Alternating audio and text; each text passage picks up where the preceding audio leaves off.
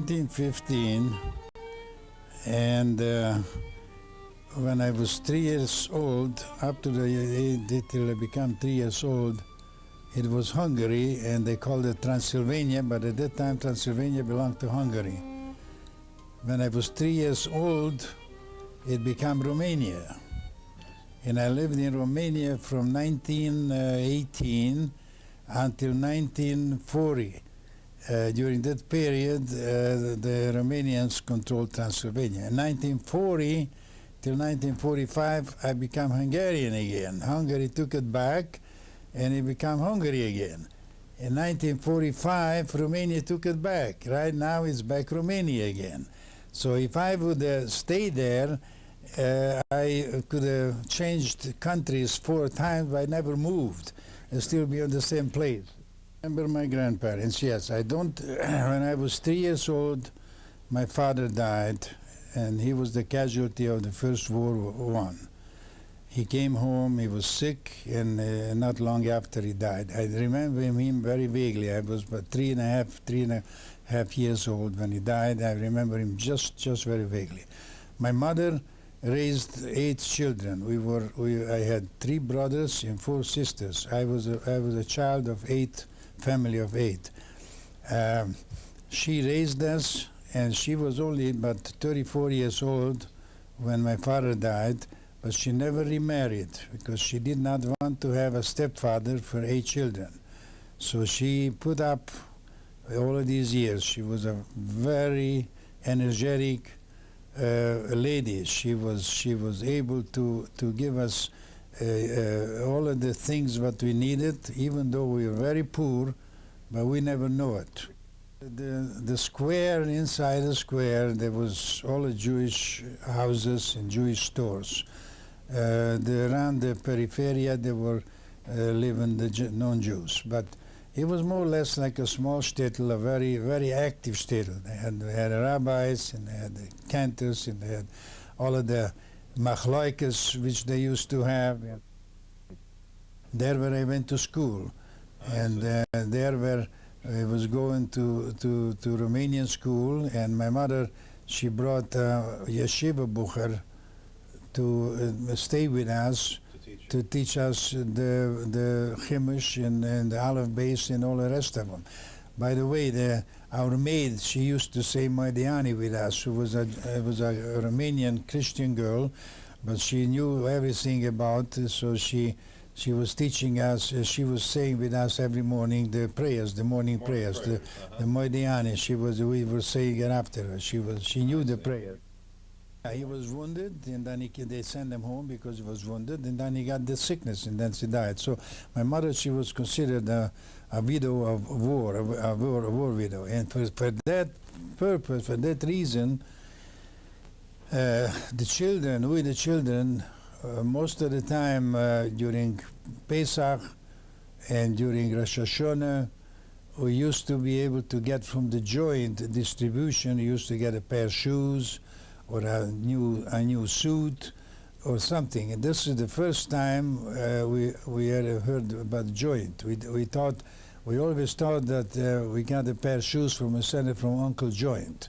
We thought it's a man somewhere. It's called Joint. He's the one. And she was unusual also on the basis that she was able to get the people's trust wherever she went. She had open credit, and she was able to also gain the respect from the peasants in the community. I remember one time a couple or 3 of them, they got in a fight between each other after they were drinking, and she got between them. She separated them. It should be the rebel. It should be a woman to get between 2 drunken Romanians who fight. You needed some courage. Well, we played soccer. We went out, played soccer, and then we made ourselves a ball from rags, and we made ourselves a wagon. We cut the wood, and we drilled a hole, and this was the wheels, and we made a wagon, and we had that that ball, and then we played. They call it here baseball, but we called it hit one and run. This is what we called it. Ejjetutni futni. This is what we called it. After I finished grade school, I was 14 years old. My mother sent me to another town to learn a trade. The custom was in Europe that a man, any boy, should have a trade. And she couldn't find any better place, so she found a carpenter in another town who allowed me to go there to learn the carpentry.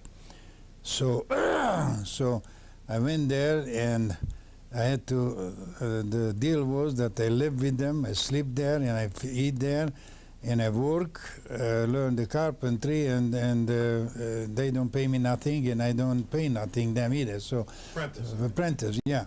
So I've been there for about 3 months, and they made me do. The wife made me do all of the maid work. I had to wash the dishes for them. I have to carry in the wood. I have to do all of the housework, and then I had to go in the shop and work 12 hours in the shop. And after 3 months, I got tired of it, and I didn't say anything to them, even though I was about 20 kilometers away from my town, 20 miles, but it doesn't matter, away from the town. I didn't say nothing to them. One morning, I picked myself up. I didn't have any money to buy a bus ticket. They had the bus transportation, but I had no money to buy the ticket. So I picked myself up one morning and I walked home. It took me about a day and a half to get home, and I told my mother that this is not for me, and I don't want it no more. And my mother says, okay. Yeah, well, it was hardship. It was that you more or less get a girl somewhere, and the one you find out the girls who were willing to date, and you went out with her, and you got a date, maybe you do a little necking or whatever, but it was, we were not afraid of the dates, and the car we didn't have, so we were able to have sex in the cemeteries between two graveyard thing. We were able to have sex under a tree somewhere. So there was ways.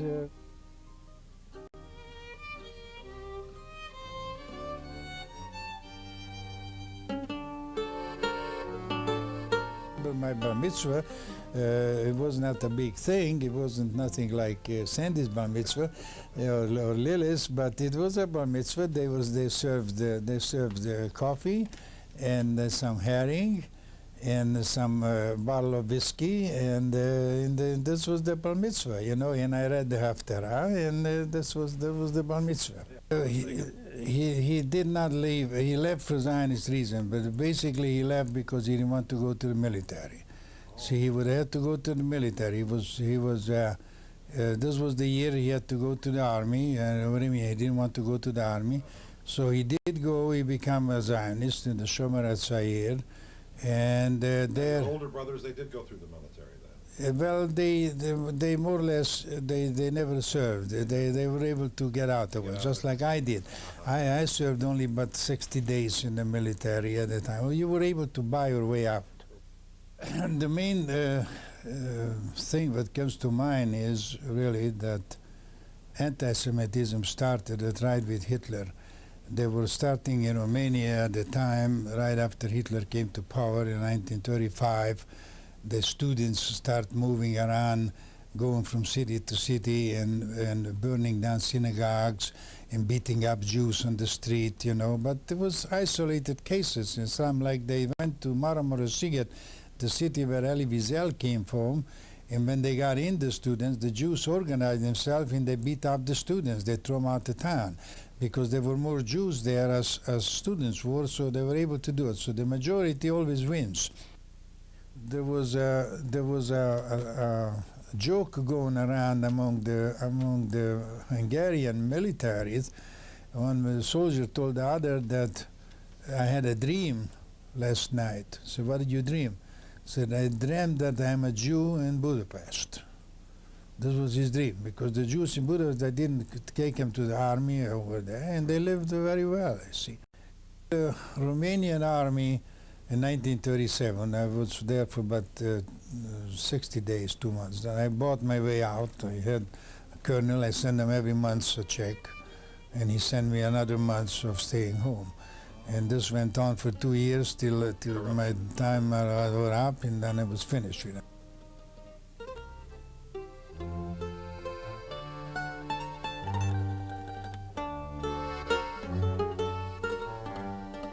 In June, they picked me up. They brought me to College to the military tribunal, to the military tribunal, to court martial. Yeah, because during 1942, in order to not to have to go to the military, I bought myself a wagon and 2 oxen, and we were carrying wood from the forest down to the railroad station. We were about 30 or 40 boys who one guy created this kind of situation where we were working for the government. In other words, it's a government military. Yeah, it's a defense right, for deferment, and that's what we were able to defend deferment. But they find out that there was a crooked guy who did it. First of all, I want to tell you that he was deported. It was 2 brothers and 3 sisters, my mother, and all of their children and grandchildren, and all of the aunts and uncles and all of the whole family together. I think about 80 or 90 people they were together, which they talk about that in just a with second. the parish. But then when What happened, you were not aware. I did not know what happened to them. This happened in 1944 in June when they took him away, and I was liberated in October the same year. A few months later, I got back to my own town, and I went into the house where I lived, and I couldn't find not even a nail, not a picture, nothing. It was completely looted. It was out, nothing left in it. My mother, she went with 2 grandchildren, 3 granddaughters. One of them, it was Frimu's younger sister, Eva, and the other girl was Elon's, my other sister's youngest daughter, also Eva. But the 2 Evas, she went with them in both hands. He went to the chamber, to the gas chamber. Wait, before back up though, to the deportation. First, they were removed from their homes in May. They came in the morning at 5 o'clock in the morning. They went to the house and they told, pack yourself up, all the valuables what you have, and get out. They give you 10, 15 minutes to pack yourself out and get out. And then they had wagons out there for older people. Our younger people, they walked them, and they just took them into the brick factory. And there, before they got in, they searched them. They had women searches. They had men searches. They searched them for all the valuables and for guns. They didn't want to have guns and valuables. So they searched women. They searched them even in the most places, hiding places. And then they put them in there, and there they were waited for the day to come. The train should take them away. So when the train came, they were happy that they're going, because they were miserable in the ghetto. They're under open sky. It was raining, it was dirt, it was mud.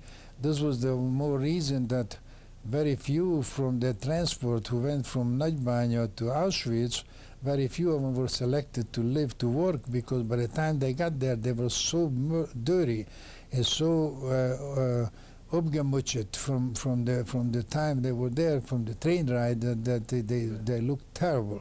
So the Engel didn't pick up only about 300 from the 3,000, but to select them to live. Almost for a year, we are still hoping that somebody might come back. We don't know who, because. Meanwhile, you're living among. I'm living among. Well, but I was. I started doing business again. In the beginning, I hired Russian trucks, because we couldn't, after Budapest was liberated in 1945 in January, Budapest had nothing. They had no glass, and they had no salt, and they had nothing. And the first thing I did, I organized a Russian truck with a Russian soldier, and then I bought a truckload of salt. It was, it bothered, sure it bothered, but it was peculiar that woman, it was a woman who was designated to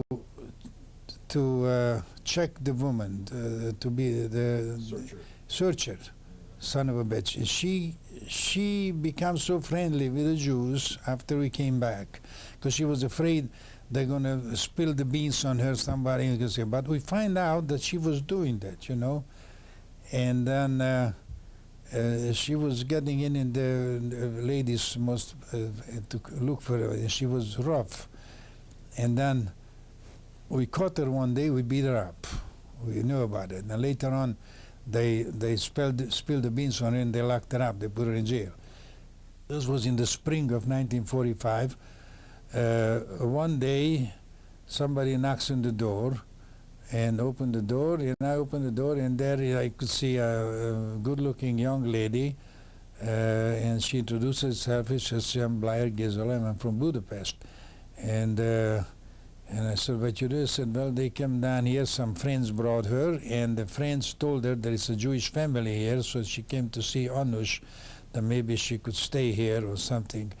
And why did she have to leave Budapest? She left Budapest for food. She left for Budapest for food. She went to go out to somewhere, a maid of theirs, where is some town. But one guy who already was in Nagybánya 2 weeks before that, he loaded up with food and went back to Budapest.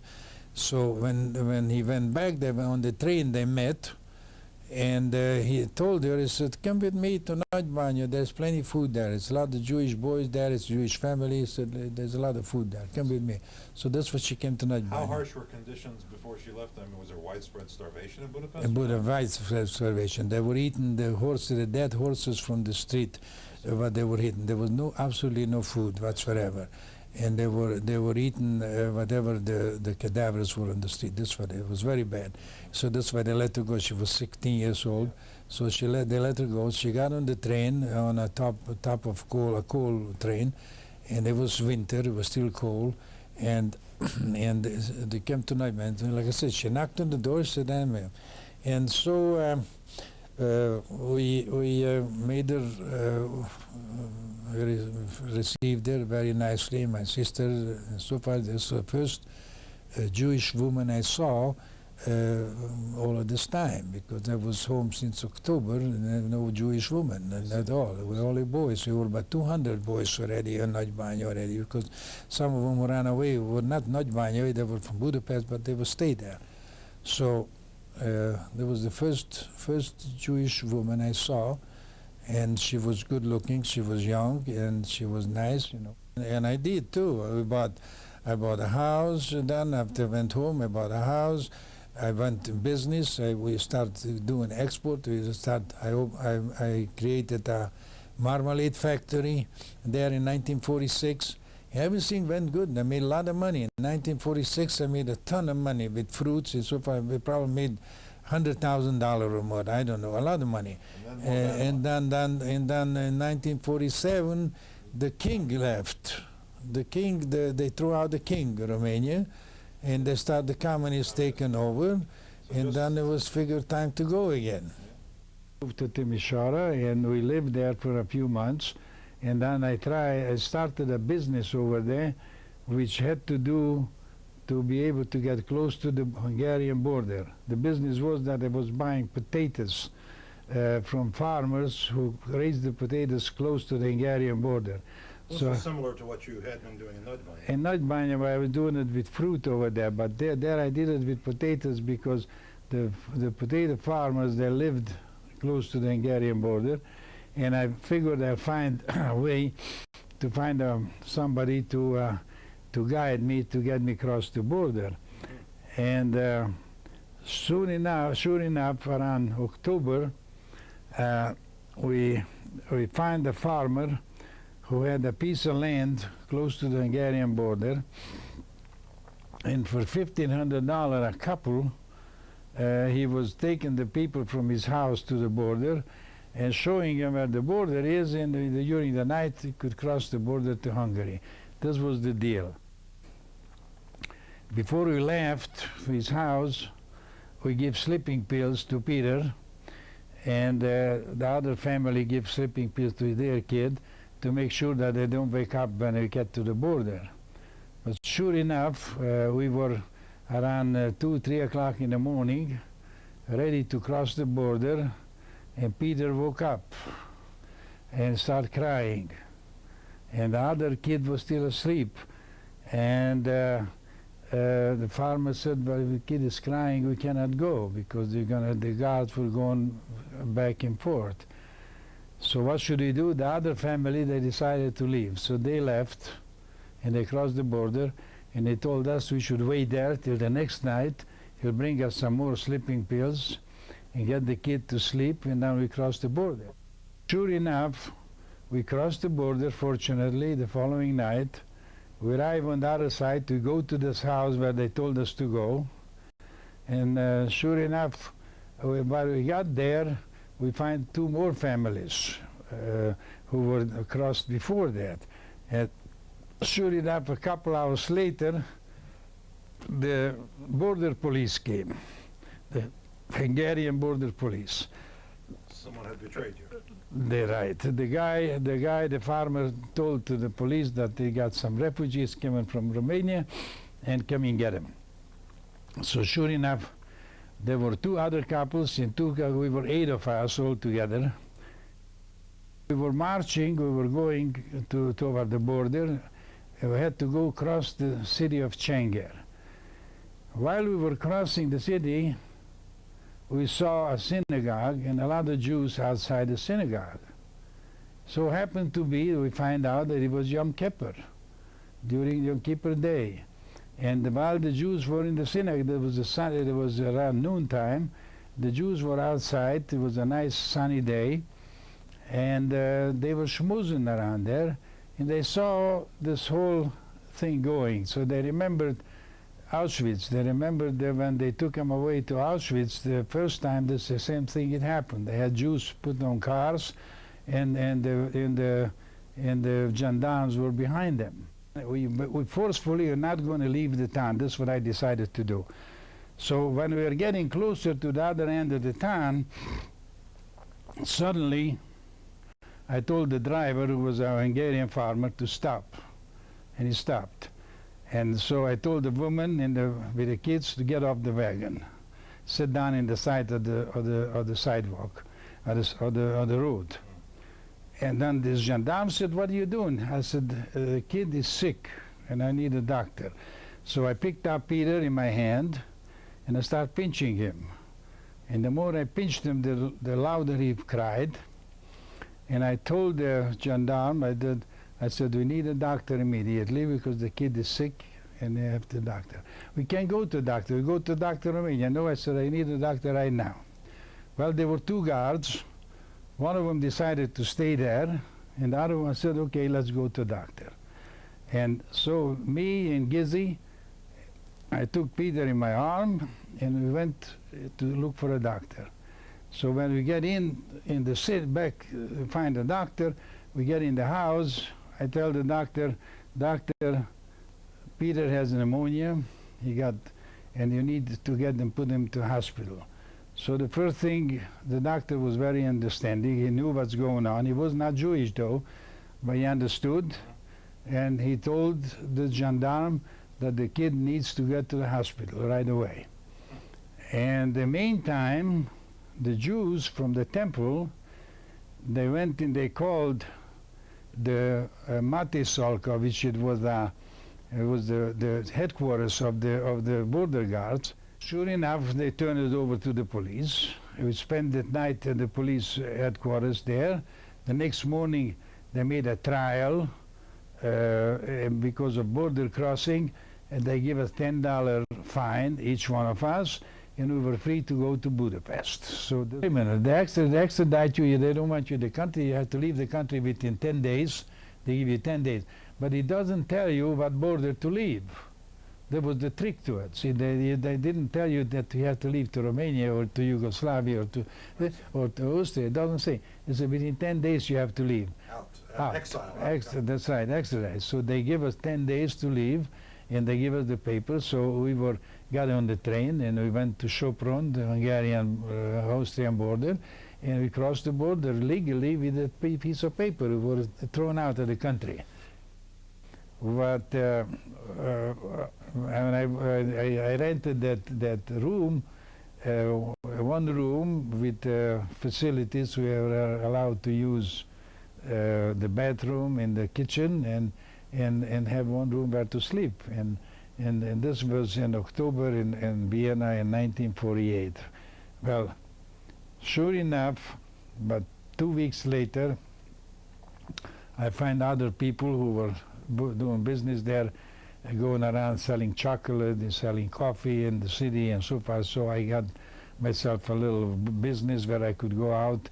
I spoke the language, and this helped a lot. So I went to try to sell products, and I made a little money. When this finished, this deal was in 1950 in November. I had to think of something else. This business was over. I had to think of something else what to do. And so I came up with the idea that to try to bring in cigarettes. A lot of people I knew were making millions of dollars in Germany at that time, hundreds of thousands and millions of dollars, by bringing in cigarettes, American cigarettes, which you could buy in Belgium and in Holland.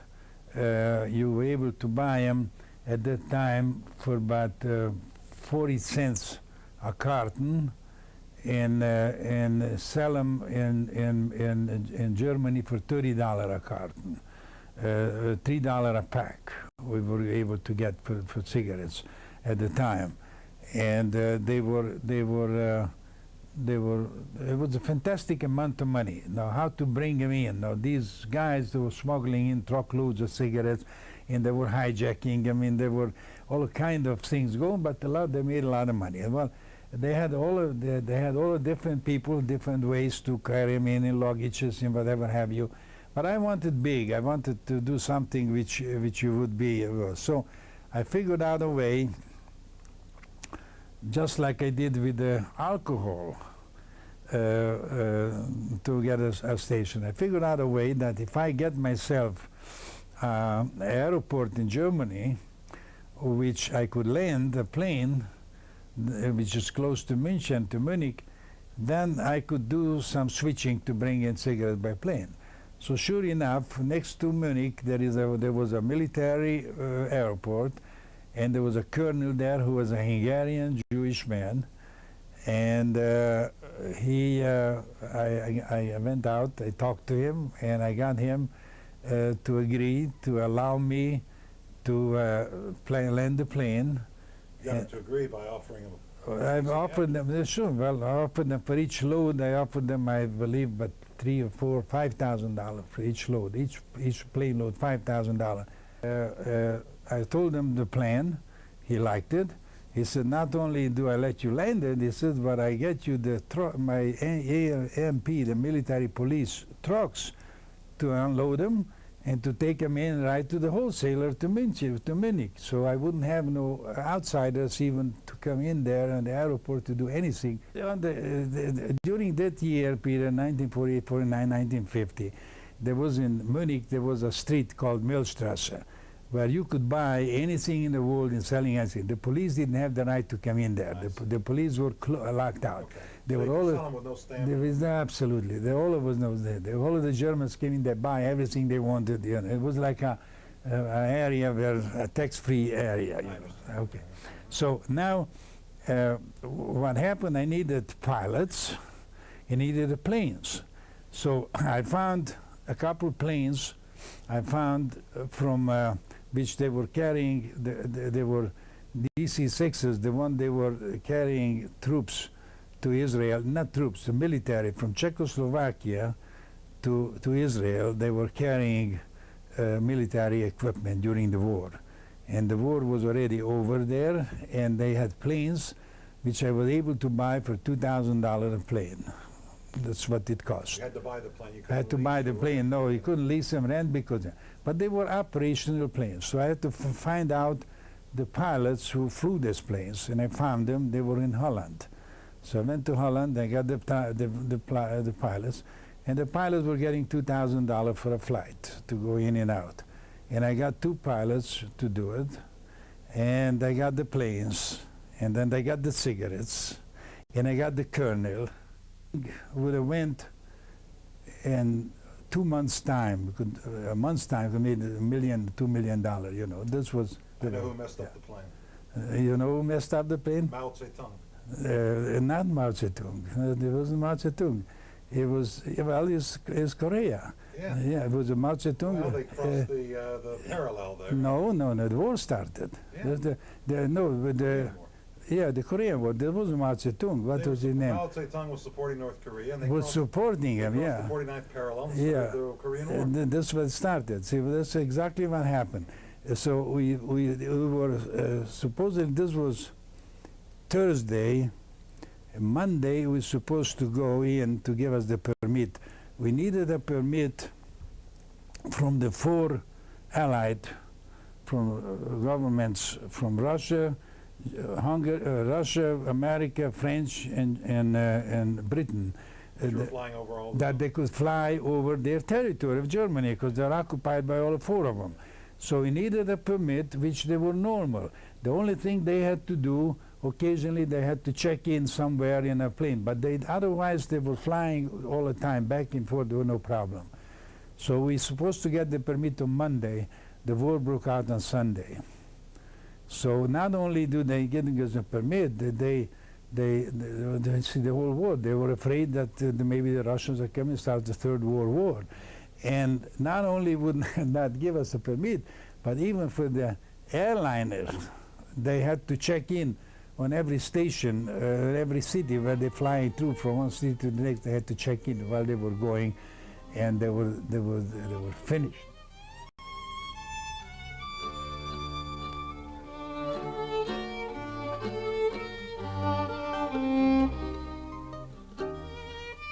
It's peculiar, but this is what it was, and this is what the war was for everybody. People who had a good life, and the next day the war shattered it, and this is exactly what happened.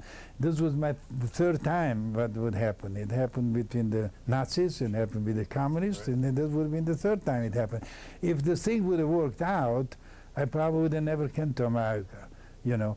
Because if we made couple $1 million there, you know, you could live in Europe also, you know, so it wouldn't be there. But it worked out that way. So I put in the papers. That was end of 50. The war broke out in 1950. Was it 51? 1950. It was end of 50. I put in the paper, and 51 in March I arrived to New York. Right in New York Harbor, the lady waited for us there, who put us in a car. From there, they took us to the train, and we got on a train and sent to Baltimore. So looking back, by any measure, by any standard that anybody could come up with, you'd have to, looking back on the first 80 years of your life, you'd have to look back and say that it's been overall a success. What do you point to? What, if you had to nail it down, what is it that you can point to that you would say what counts more than anything else to the success you've enjoyed? Well, I would say that the fact is that I had a strong mother who they taught us wrong from right,